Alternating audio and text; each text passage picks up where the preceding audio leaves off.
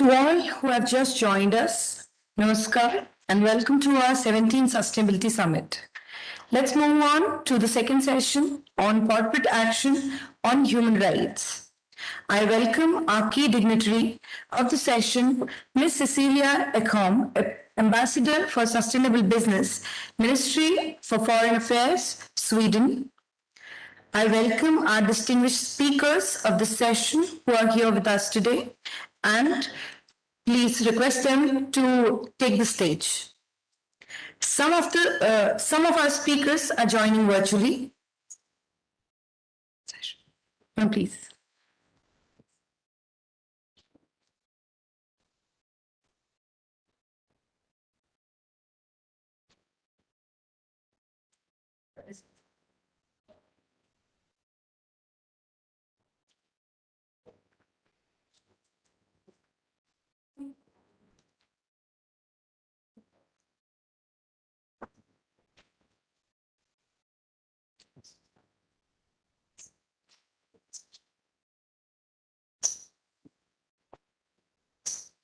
I request our moderator, Ms. Runjhun Chatterjee, co-founder and managing trustee, the InfraVision Foundation and chairperson, Feedback Foundation Charitable Trust, to initiate the session. Thank you.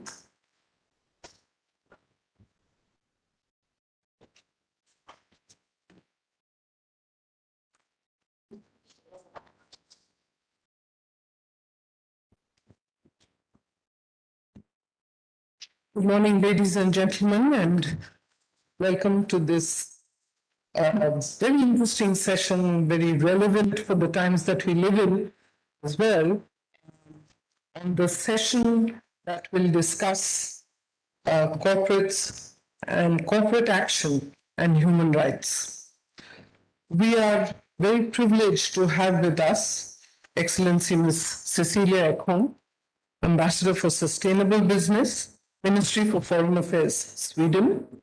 We are also joined by three very eminent panelists, Mr. P.S. Narayan, Global Head Sustainability and Social Initiatives of Wipro Limited.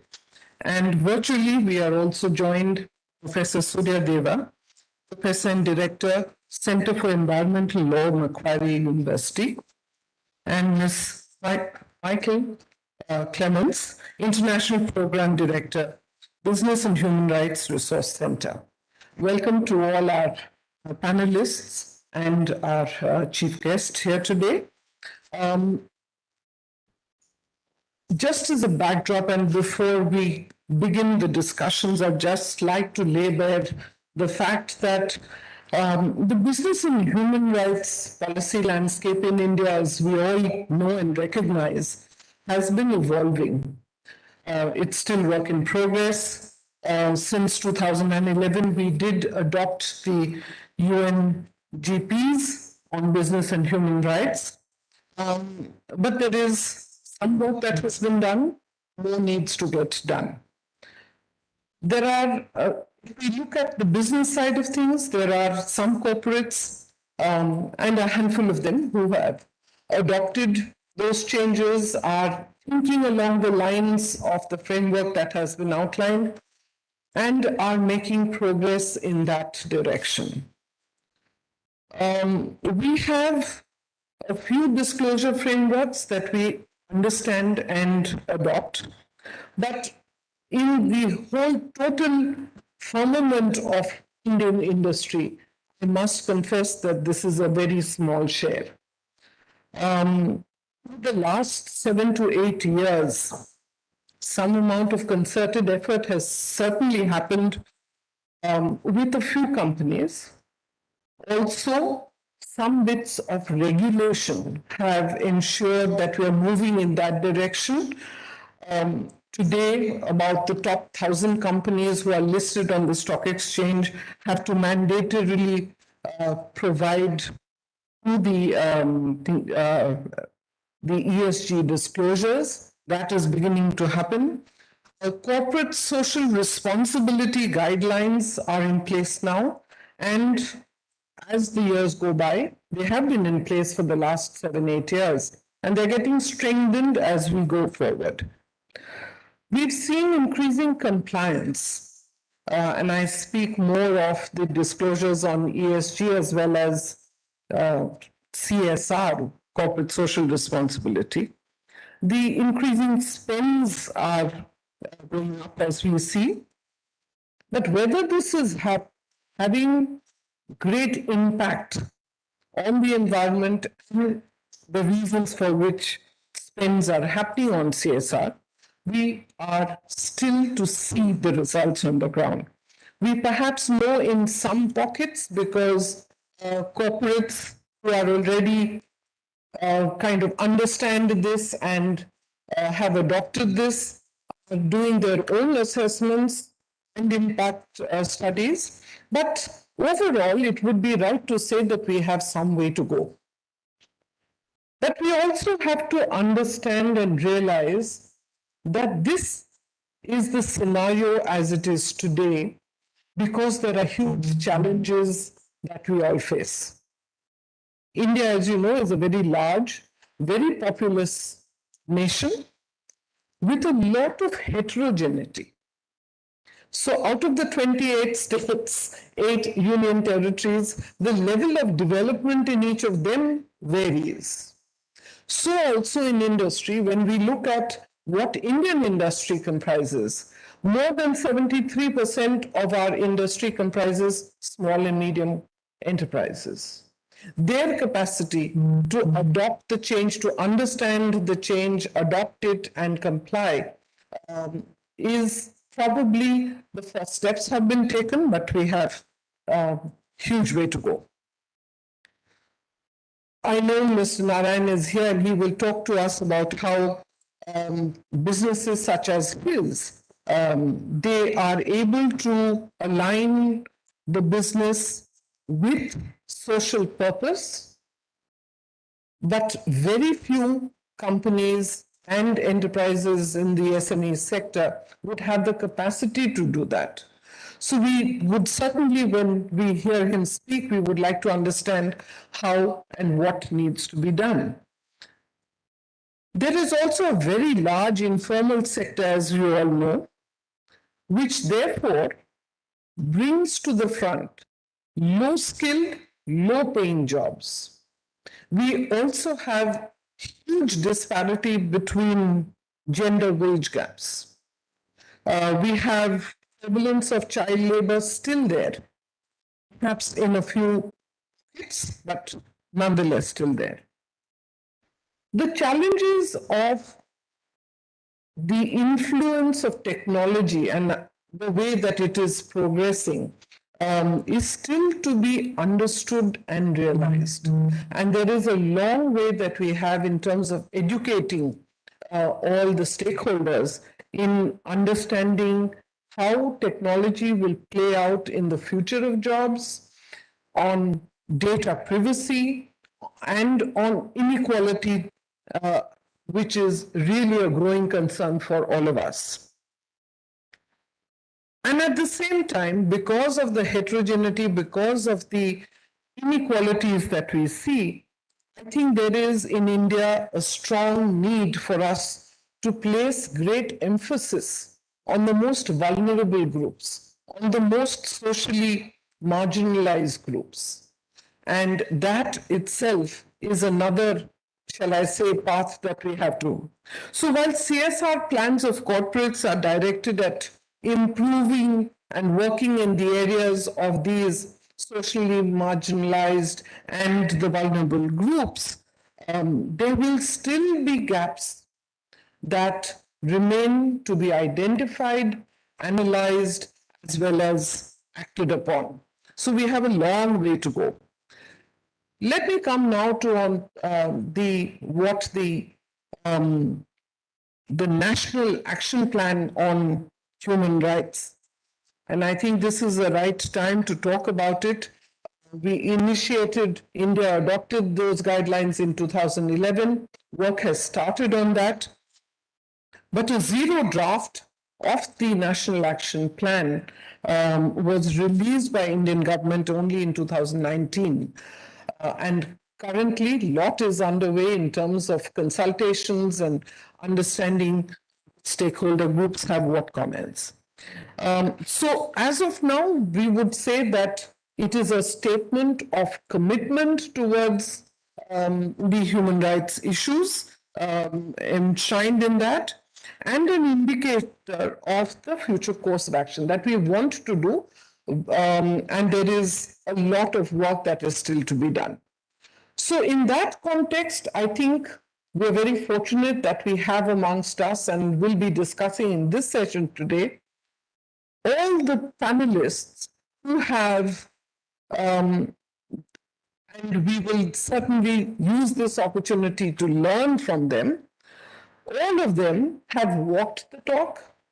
They have gathered experiences of different countries and the journeys and the challenges that each have faced, developed frameworks and tools to guide the process successfully, and also shepherded the process within the organizations and invested in an effort to make this happen.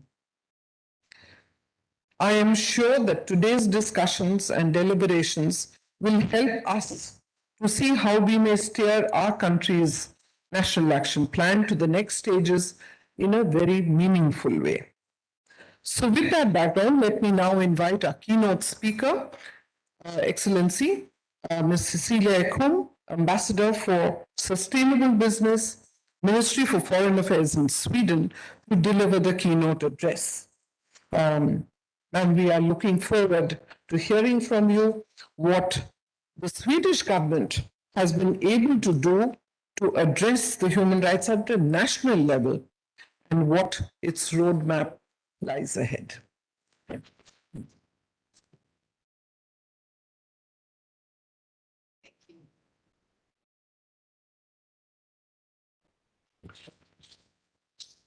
Thank you, ladies and gentlemen. Well, thank you for inviting me to kick off this very important session. And there is an impressive set of experts in the panel, so I really look forward to hearing them. And let me just say, starting by saying how very happy I am to be here in person. This is my first bilateral visit since the pandemic as a CSR ambassador. And that is because India is a very important country for us. And I'm very happy that I was able to also participate in the Sustainability Summit. Now, before I start, maybe I should just say a few words about the role as ambassador for sustainable business, because I think that might be a function that is not very common in most countries. In Sweden, we've had an ambassador for sustainable business since 2002, so 20 years now. It started out as a CSR ambassador, but when we talk CSR, it's what you call ESG. So basically, what we started working with in 2002 is companies' own work in their own operations, with their subsidiaries and in their value chains when it comes to sustainable business or responsible business conduct that we usually talk about as well. Now, of course, in the early 2000s, and you already know this, is where the UN Global Compact was started. And it was also in the Millennium Development Goals that we first saw that the private sector is a very important partner in reaching a sustainable development. And from there, I think the development has really just gone exponentially upwards when it comes to how we work with sustainability.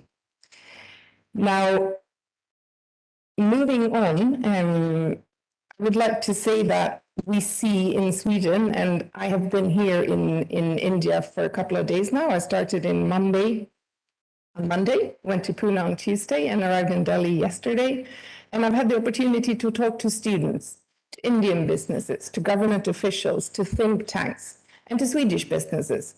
And it's very clear that this is a topic which creates a great deal of interest. And we see the same in Sweden. Of course, it's also interesting for me to hear about the Indian experience. And in India, you were very early in establishing voluntary guidelines on CSR, already in 2009, which was actually ahead of the UN Guiding Principles in 2011. And that India is also very progressive in issues such as sustainability reporting.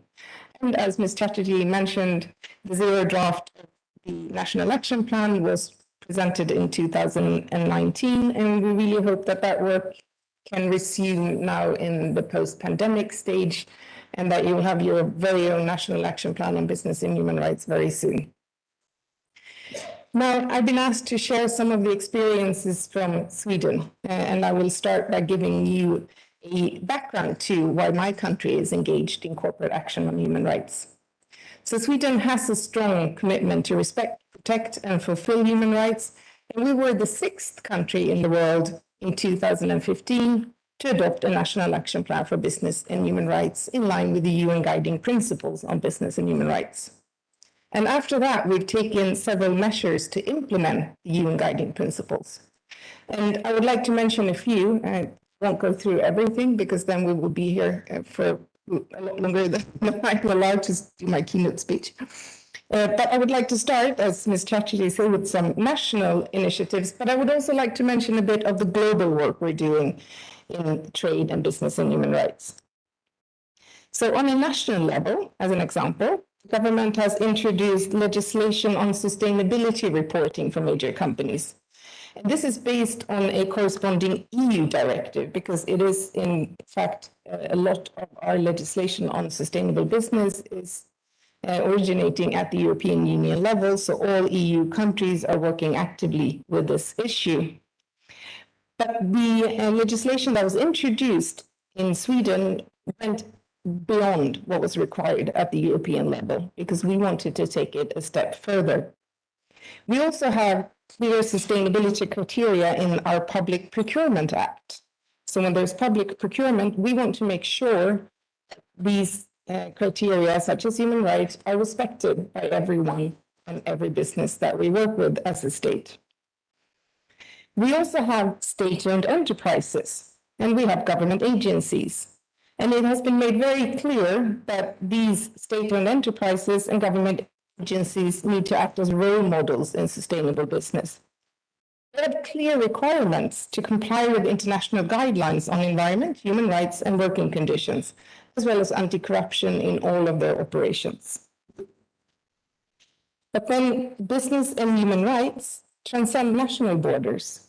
So the Swedish government also expresses a clear expectation on our enterprises to respect human rights in all of their operations, both in Sweden and abroad. Business and human rights is an integral part of the Swedish trade promotion and exporting financing system as well. For example, we have a trade promotion agency called Business Sweden. It is a trade and investment promotion agency. And they have clearly formulated that they have zero tolerance for all forms of violations of the UN Declaration of Human Rights, labor and child labor. But not only do they have zero tolerance, they actually work actively to strengthen the awareness and knowledge of responsible business practices among the Swedish companies and partners that they're working with in outside markets. And they do that by identifying and managing risks within all their frameworks for all of their consulting projects. But Sweden is only one nation among many who are implementing the UN guiding principles on business and human rights. It definitely requires a common effort on a global level, and we want to support that effort as well. We want to strengthen the global implementation of the UNGPs.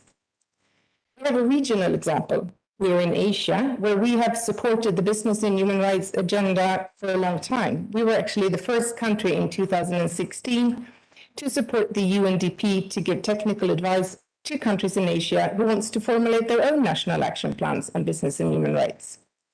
And of course, these very same days, and some of you might be aware of that, on the 20th to 22nd of September, the UN Responsible Business and Human Rights Forum for Asia and the Pacific is organized in Bangkok by 9 UN agencies and over 100 partners. It really showcases the engagement in the region. And the main supporters of this forum are, again, it's Sweden, together with Japan and the European Union. And of course, and not the least, and maybe the most important part, is that this is a topic of great interest and engagement from the business sector in Sweden. Today, we see that many Swedish businesses are proactive and have placed sustainability at the core of their business model. But even though more than 90% of Swedish companies have respect for human rights as an integral part of their strategies and values, a smaller number are actually working with risk mapping at an operational level, what we call due diligence. So while there's been a clear process for Swedish companies, we also have a way to go to improve how we work with on a systemic level when it comes to human rights. And we know that global value chains are a key component of the globalized economy. But we also know that a chain is only as strong as its weakest link. Production can only be considered responsible and sustainable if it is so every step of the way. So now let me move a bit and look towards the future, because I would like to give you a few examples of where we saw some crucial issues that needs to be addressed on a global level in the next coming year or decades. Firstly, the increased complexity of supply chains makes the task of monitoring and verifying human rights violations and abuses very challenging. And the pandemic has, of course, made that even harder. Secondly, we see a shrinking democratic space, not least for civil society and human rights defender, which will affect both access to information, but also the possibility to hold stakeholder dialogues. Thirdly, we do see an increasingly complex geopolitical landscape, which underlines the need to develop guidance on leverage and coordinated action. And fourthly, we've come to realize that voluntary measures will not suffice. Taking the next step requires raising the bar for business further. And this is why the Swedish government strongly welcomed the proposal for an EU legislation on mandatory human rights and environmental due diligence duty. It's an issue that we hope to push further during the Swedish presidency of the European Union next year. And civil society in Sweden were, of course, very supportive of a mandatory legislation, but so is Swedish business. Both individual companies, as well as industrial organizations, for example, the equivalent of the Confederation of Indian Industries, the Swedish Confederation of Swedish Companies, have support for mandatory legislation in EU level. Lastly, the challenge of climate change. And we see that humanity needs to meet the challenge of climate change with a fundamental economic transition to a green and sustainable future. And here, Sweden and India have a strong record on bilateral cooperation pushing the climate agenda. So together, let's make sure that that green transition is also a just transition. I'm looking forward to continued dialogue and cooperation with India on these crucial issues, and we really need to make global trade a race to the top. Thank you.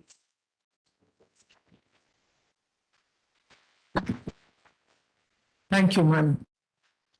I think we have lots of lessons to learn from Sweden's journey in this, and I hope that in the course of discussions, you will be able to give us more examples of it. We can work. Thank you. Let me now call upon Mr. P.S. Narayan, Global Head, Sustainability and Social Initiatives, Wipro Limited. Mr. Narayan, please. Can I speak for Sure. Thank you very much, and thank you for setting the context and the keynote. I think you've touched upon three very important elements of the journey, business and human rights in India for the last few years. One of them is that, like anything else, whether it is climate change or any other sustainability dimension, I don't think there is one universal picture that is emerging, or one universal template that we can, refer to or talk about. There's a diversity of perspectives on this because of cross-sectoral differences, geographical differences, size of the business. For example, what is feasible or what is possible for larger businesses? Is that possible for the MSME sector? And so on. The good thing I would like to say, I'm going to largely bear the hat of business in general and not about my company, while I will give specific examples from my company. The good thing that we've seen is because of multiple developments in India, one of them is, of course, the National Voluntary Guidelines and its, reporting requirements in first the PRR and now the business responsibility and sustained reporting.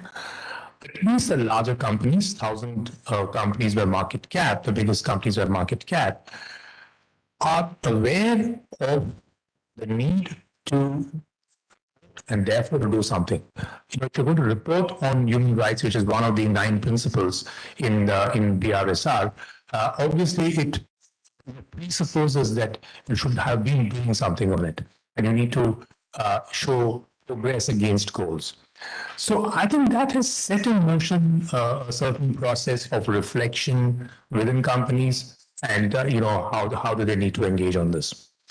There must be, aware that a lot of elements of human rights are things that probably companies already engaged with, whether that is, anti-corruption, ethical practices, basics like child labor, forced labor, and so on. They were already aware of, and, it was embedded in some way or the other. I think in many companies, it has been embedded as a code of conduct, as a code of ethical business conduct within the corporation and within its value chain with its suppliers. The question for business is what next? How do you sort of, strengthen that foundation that you already have and build on it in alignment with global principles like, the UNGP and National Action Plan that India will hopefully come out with. I was, fortunate to be part of the NAP committee that looked at, all the feedback that has been coming from all the stakeholders. And so we are aware of, which are the areas where probably we can make progress faster and which are the areas of challenges. Let me lay out 2-3 important challenges I think that businesses, talk about. One of them is, of course, when it comes to emerging technologies, be it renewable energy or be it electrification of transport, I think what businesses are going to look at, are going to face is a new set of challenges. For example, I think this is a classic case of 2 sustainable goals actually coming into conflict with each other. So you have a net zero target for the country, you have many companies adopting net zero targets, and therefore you're talking about very large scale expansion of your renewable energy footprint, very large scale expansion of your electrification footprint, and so on, right? Which are good targets to go after. But then along with that also comes fundamental human rights issues of land acquisition, and you now have a new set of challenges of mining of rare earth minerals like tellurium, neodymium, and so on and so forth for your electric vehicles ecosystem, where the supply chain is spread geographically across the world, and therefore you have issues of labor rights and human rights associated with the mining of those rare earths and minerals, and therefore it comes directly in conflict with your goals of reducing your carbon footprint and climate change mitigation and so on. And businesses therefore have to recognize and respond to that quickly, sooner rather than later. We were one of the companies earlier this year to adopt principles of responsible renewable energy procurement, which is to say that when we procure renewable energy, we are currently at 50%. Our renewable energy footprint, we have a net zero goal of 2040. When we procure renewable energy, not only must we see standard parameters of cost, quality, and so on, but we must look at the human rights angle as well. So we formally adopted that as part of our procurement policy. But this is just to illustrate that from certain developments that are happening very fast, which is ostensibly to address other challenges like climate change, you have a new set of challenges on human rights that you must also address. One of the key roles that the larger companies can play in this whole thing, in this whole game, is to co-opt their suppliers and to carry them along. Because it is true, the reality is that the smaller companies either do not have the financial or the organizational capital, let's call it, to to engage with human rights, or they don't have the awareness, or both. And therefore, the larger companies have a crucial role to play, just the way they've been doing earlier in the quality revolution when they co-opted the suppliers, and now increasingly in the net zero targets. If you see, many manufacturers are co-opting their suppliers, very closely. So they must co-opt them and work along with them in this. That's one way they can bring about. A lot starts with recognizing that this is something that you must formalize within the company. So while companies may have been working with it, I think it's a good step for companies to formalize it in terms of a policy, in terms of a formal due diligence, because formalizing it then sort of acts as a catalyst for you to pay close attention to it, and it enforces accountability. My company is from the services sector, in the tech services sector. The characteristics of our supply chain is very, very different, from that of a manufacturer and so on. So the issues are very different. Nevertheless, we decided to formalize and incorporate a human rights policy back in 2016. So it's been about 6 years now. We thought that it was an important step to articulate it and put it in the public domain, because then you use it as a anchoring template for you to then continuously improve and address the issues that are very salient to your industry. And we did an initial due diligence. In fact, we worked closely with CII on that. And as we speak, we are now refreshing that, and we are doing our next level of due diligence of human rights. So here, I think the point here is, while the landscape of human rights might sometimes seem a little daunting to companies, might even seem alien, it's important to take the first steps forward by formalizing it. Right? And lastly, I mean, this feedback has come from many business peers of ours, is probably the language in which it is communicated. If it is something that is relatable to business, then the acceptance can be maybe faster. There are a lot of things that companies are already doing it, but they may not be very familiar with or comfortable with the language of rights. They may be much more familiar with the language of empowerment, or even employee welfare or employee dignity. So maybe just tweaks in the way you present it to business can also play an amplifying role in widening the adoption across businesses. So these are some of the key elements of the business and human rights landscape that I thought I'd present. Thank you. Wonderful. Thank you very much, Mr. Ryan. Just to build on what you have said, we understand that Wipro's Sustainability Charter is something that I think will be useful to share with the audience here. I understand that it marries business and the social purpose. So could you just spend a couple of minutes to tell us about that? Well, our sustainability charter is based on the classical triple bottom line of environmental, social, and governance, or the economic aspect. What we try to do is, for all our key stakeholders, whether they are customers or employees or suppliers or investors and communities, what does each of these elements mean, and what salience does it have? So, for example, when we talk about human rights, what does it mean for employees? What does it mean for suppliers, customers? So for customers, human rights in our sector is essentially about protecting their data privacy. It's a lot about that. For suppliers of ours, it's a number of things, including, of course, the contractual obligations and so on and so forth. Our employees, their age profile is typically between 25 to 35. So the good thing about a young workforce profile like that is they come in with very progressive expectations of the company. Do you have a climate change program? What are you doing on some of these aspects of human rights? They do not call it human rights. I mean, they may be more, focused on diversity. What are you doing, therefore, responding to employees' expectations on human rights? On diversity, for example, while we have diversity programs for the last 15 years on gender, persons with disability, LGBTQ+, and so on, we formally, sort of incorporated diversity of perspectives. So how do you respect diversity of perspectives within the workforce? And that's something very important to the young of today. How do you have different perspectives? I think the elephant in the room is investors. The last 3 years, investors have become very interested in ESG, but the primary interest in it is from a risk perspective, and therefore it is all focused on climate change. Okay, where are we doing on climate change? I don't think they're looking at human rights or they do understand it well enough.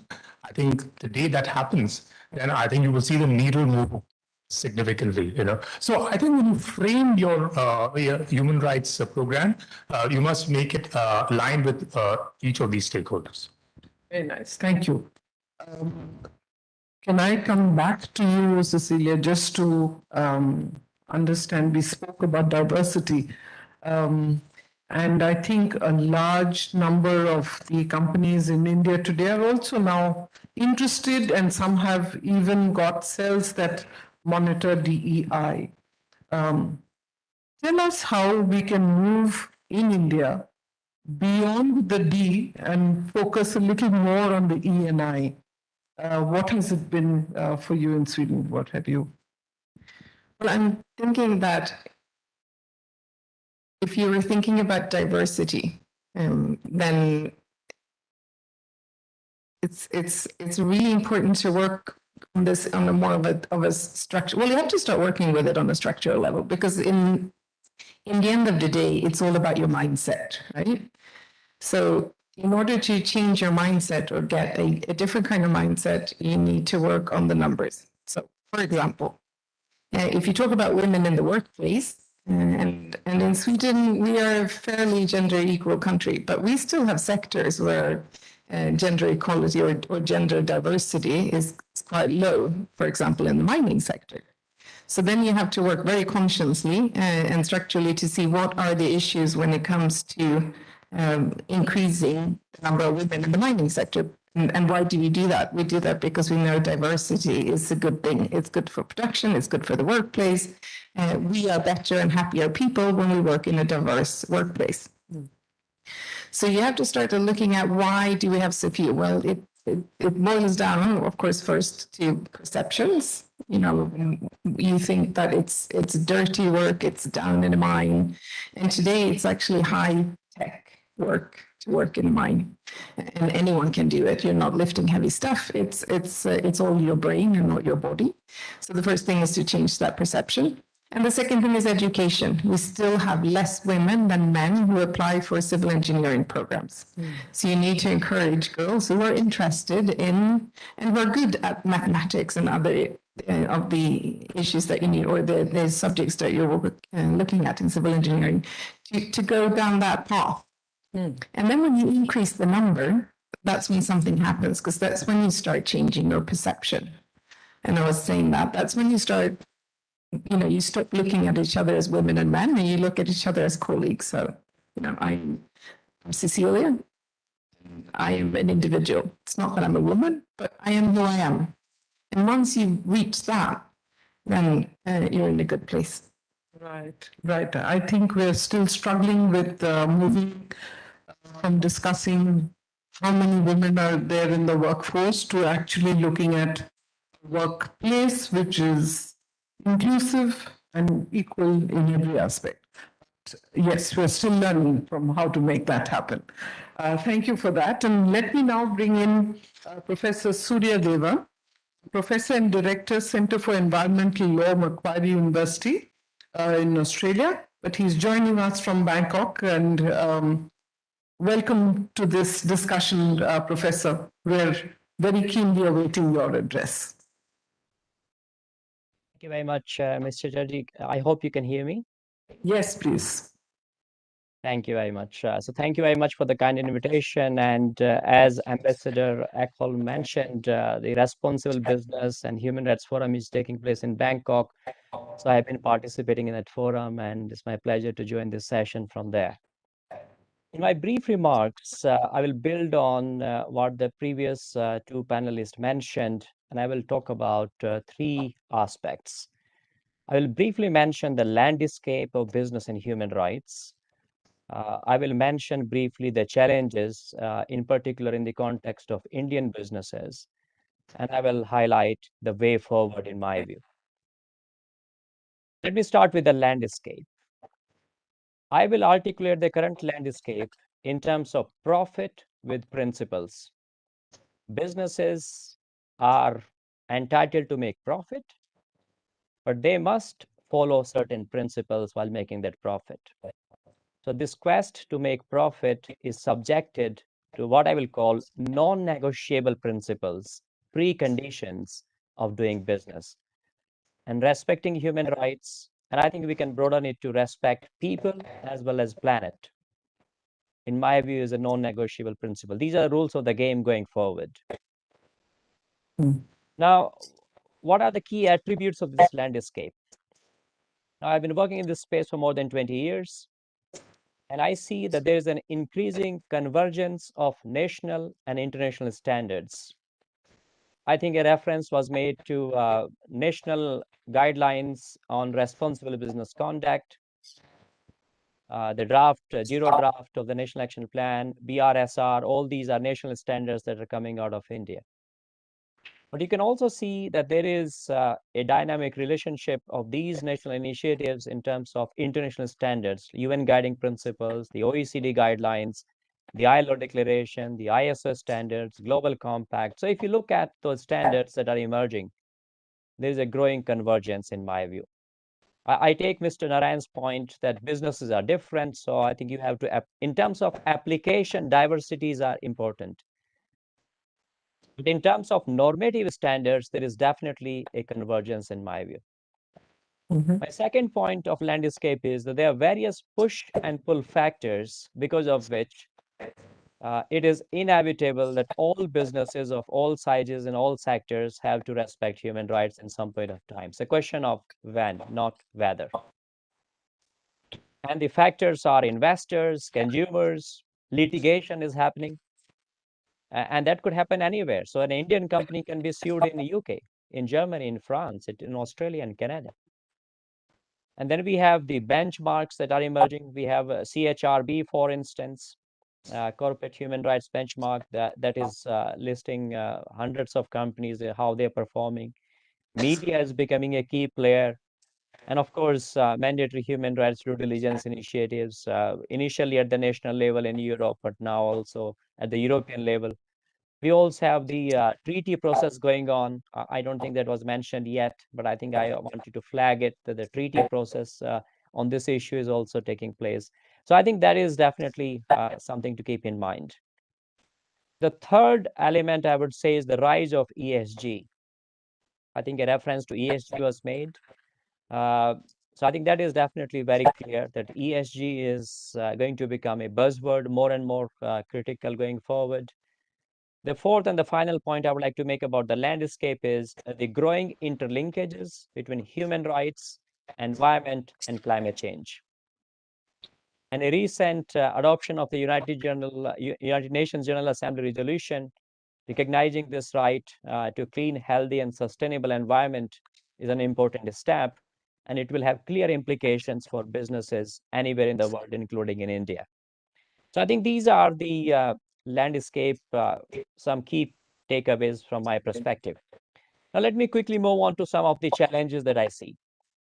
One key challenge at the starting point is lack of awareness. And that lack of awareness is a major challenge, especially about SMEs and the informal economy actors. I don't think most of the businesses in India have heard of UN guiding principles. So some big businesses, medium-sized perhaps, are aware of these international standards or even national guidelines on responsible business conduct. I think we need to do more work on that. And that is where the chambers of commerce like CII and others have a key role to play. I think these standards also have to be translated, in my view, into local Indian languages. Can we do street plays, for instance? How do we bring into the common narrative of these standards? I think that is a key issue. The second challenge I see is that I'm trained as a lawyer, but I also see lawyers are part of the problem. The legal teams in businesses see the issues as legal compliance, and that may encourage tick box compliance of the mandatory human rights due diligence initiatives, and that will be counterproductive in my view. So businesses should look at not merely risk to themselves, not merely a legal issue, but it is more than a legal issue because you're part of society and you have to approach this issue in a more holistic manner. The third challenge I see is that is still we're talking about corporate social responsibility, corporate philanthropy, and this 2% thing in India, with due respect, is not working. It's not bringing the transformative change that it was supposed to make. Correct. And I also see the risk of ESG becoming a new kind of CSR. And this ESG washing is a real risk. I can already see that happening in some other countries. And I think we have to be cautious about that. The fourth challenge I would see is that the engagement with business, with civil society actors is very less. So businesses do not talk with critical voices. That is a challenge elsewhere, but that is a challenge in India as well. And I would link it with the civic space issue that the ambassador highlighted. I feel at pain that the civic space in my own country in India, the largest democracy in the world, is shrinking. And I think businesses must stand and even challenge the government that we need this civic space, because if there is no civic space, businesses cannot do human rights due diligence.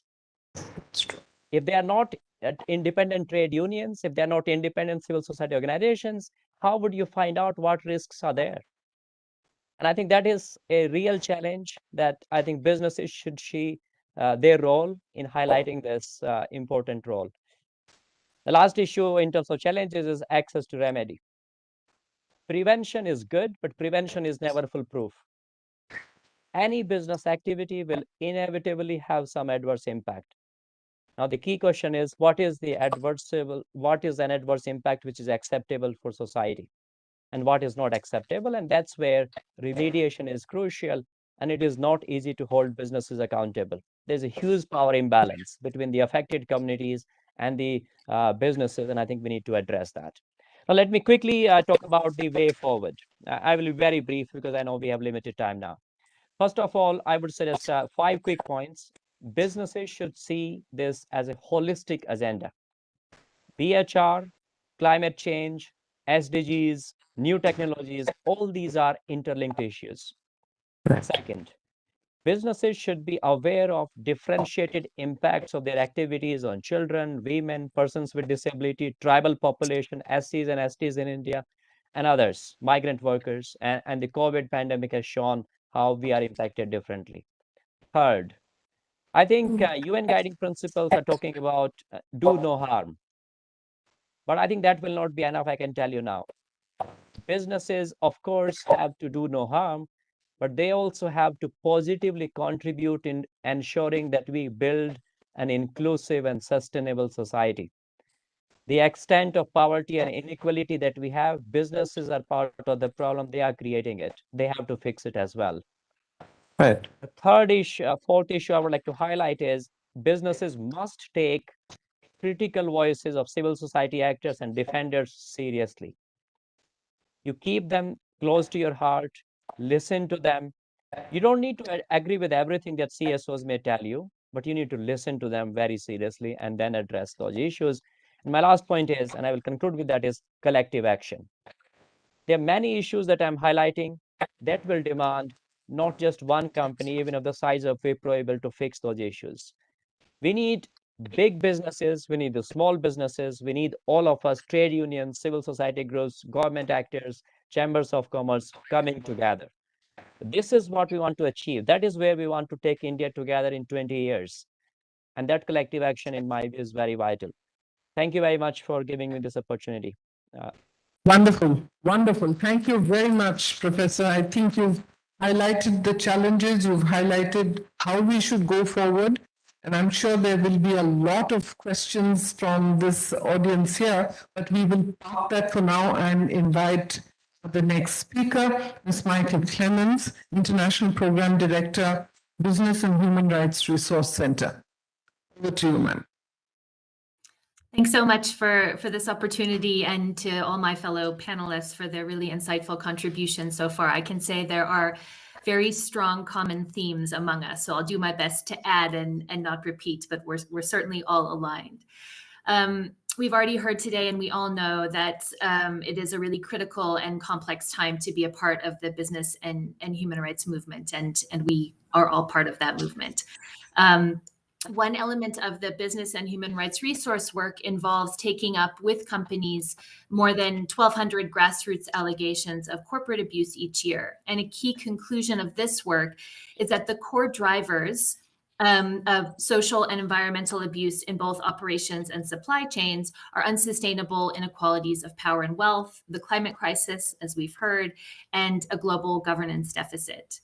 The combination of these factors, it's our observation, all too often create these circumstances in which corporate human rights abuses become the norm, where the model of short-term profit maximization that perpetuates inequality and ecological crisis really appears to thrive. And this has direct and often dire consequences for society's most vulnerable groups, amongst others, including women and migrant workers, child laborers, and rural and indigenous communities, amongst others. We know too, and we've heard today, that previous efforts to drive the kind of transformational change that we need through voluntary frameworks and efforts, multi-stakeholder initiatives, social auditing, all of these have really fallen short in addressing human rights abuses on a grand scale. At the Resource Center, our research, unfortunately, continues to bear this out. So just this year, this has included one report highlighting the prevalence of gender-based violence and harassment in India's garment factories, which supply, as you will know, numerous global fashion brands and retailers around the world. Just to put that into context, every one of the 90 women that we interviewed had witnessed or experienced this kind of abuse in the workplace. We've also published case studies this year from Kenya's renewable energy sector, highlighting allegations of land rights violations, loss of livelihood, and violations of the rights of Indigenous peoples in that area. And as just one other example, we developed an online tracker of worker abuse allegations in Myanmar, highlighting the significant increase in labor and human rights violations of workers since the military takeover there. So these are all obviously concerning findings. I don't think they'll be too new to many of us who are here today, and they're certainly just a smattering of the work that our teams have done to draw out these issues across a number of sectors. But all is not lost. There is good reason for optimism, and a number of these have been touched on by other panelists, and so I'll just quickly highlight a few.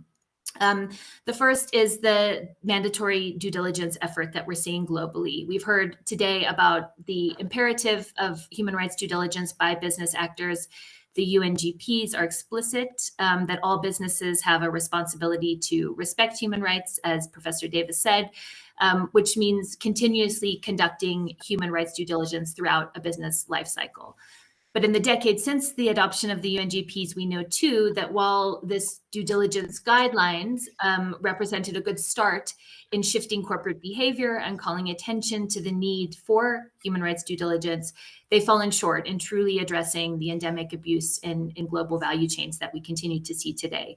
Benchmarks, including the Resource Center's own Know the Chain benchmark, tracking human rights policies and practices of companies across a number of sectors, generally show quite low levels of commitment by companies, even today, to basic human rights due diligence. And that's why the momentum behind the movement for mandatory due diligence increasingly matters.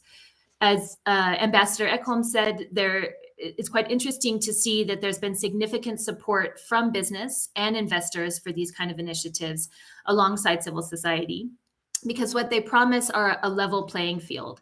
So while some companies are already acting on assessing and reporting on their impacts, their human rights and environmental impacts, this kind of legislation helps ensure, or will help ensure, that the best practice by a few corporate actors is not undermined or undercut by a lack of a uniform standard that could apply to all or most business actors.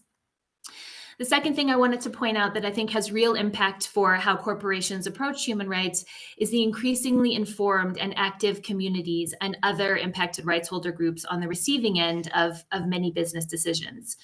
The importance of continuous and robust engagement with affected rights holders is a critical element of any kind of proper due diligence. And where companies fail in this effort, consequences are becoming increasingly substantial. The opposite is also true, and there's real benefit to substantively engaging with affected rights holders. The most obvious example I think that we'll be familiar with is the extractive sector. And I would say that here, engagement with communities and respect for their rights and efforts to ensure that they benefit from resource extraction on their land is more important than it's ever been. So we know that the right of Indigenous peoples to free, prior, and informed consent means that engagement, it cannot be a tick box exercise, but is rather fundamental to obtaining a license to operate. But here too, the resource centers work on transition minerals and tracking the human rights records of companies that produce the minerals that will power the green energy transition, as we've touched on already today, reveals widespread allegations of land, water, and Indigenous rights abuses across the globe. What we're seeing in turn is a rising level of community protest that have halted just this year giant copper projects in Chile and Peru, a lithium project in Serbia, and a range of projects in North America. So it's no exaggeration to say that this trend places the global transition to green energy at real risk. Communities are increasingly organizing and demonstrating that natural resources extraction at any cost is no longer an option. But here too, we've seen interesting examples of companies trying new approaches to this old problem. And we certainly hope to see more. In practice, what that looks like is very careful engagement. It means seeking consent and making the effort to create robust compacts between communities and companies to help ensure, as Professor Deva also said, that the real benefits are shared with impacted communities. For example, through co-equity models and co-management agreements. So hopefully there's more of that to come. And the last opportunity that I'll flag, in this too has been raised by a number of my fellow panelists, is the rise of ESG investment, and therefore, I think, increased consideration of environmental, social, and governance issues in boardrooms across the globe. By 2020, ESG investment had reached about $36 trillion in 5 major markets, equivalent to more than a third of all professionally managed assets. And the outlook here is for more growth, as more people and institutions opt for the so-called responsible investment of their savings and assets. There's a number of criticisms of ESG. I won't go into that now. Many of them are valid, but it is the case that this is a growing area, as other panelists have said. And the opportunity that the ESG agenda represents is to help build a shared prosperity and shared security where companies and investors no longer entirely externalize their environmental and social costs, but rather make efforts to integrate these into new business models. We have a long way to go here, but the private sector appears increasingly alive to this opportunity, driven by both the stick of disinvestment from the world's largest funds and the carrot of superior valuation by maximizing the pool of capital that will invest in their activities. So I'm mindful of time, so I'm going to close, but I do think that this is a new moment for the role that civil society, that global capital, and businesses of all sizes can play in addressing the biggest sustainability challenges of our time. And I think there is a shared sense of purpose that is developing, but which will need to be carefully nurtured and sometimes prodded if it is to really deliver on the results that, of course, we all need. And that means a continuation of responsible investment, the development of thoughtful mandatory standards with which business must comply, and the realization that at the end, we're all really as strong as the weakest among us. And the more we do to minimize evident harm through our value chains and share benefit, the better all of us will be. Let me close there. I know we are running short on time, but thank you again for the opportunity. Thank you. Thank you very much, Ms. Clements. We have actually run out of time. I would have liked to throw the house open for a few questions from the floor, but I'm afraid we don't have time. We have to close for the next session to begin. But I'd like to first thank my panelists. They've been wonderful in highlighting the issues involved, in learning from them, and the journeys and relating to us what they have actually experienced. And I think as far as India is concerned, we have to learn a lot from that. I think the main point that has come through this discussion is the fact that we must all engage with a common shared purpose and get all stakeholders on board, engage with them, and make sure that we all understand what needs to be done. It's not enough to just have legislation, it must be understood so that all the players can therefore contribute meaningfully. So I'm looking forward to the next few months and years where through CII and our member companies, all corporates, and understand what and how we can move forward in this very, very important journey. So with that, thank you once again. And we will just, I will close this session for the next one. Thank you very much. Ladies and gentlemen, with this we conclude the session. I thank our distinguished speakers for an elevated discussion. I request all the speakers for the photograph, please.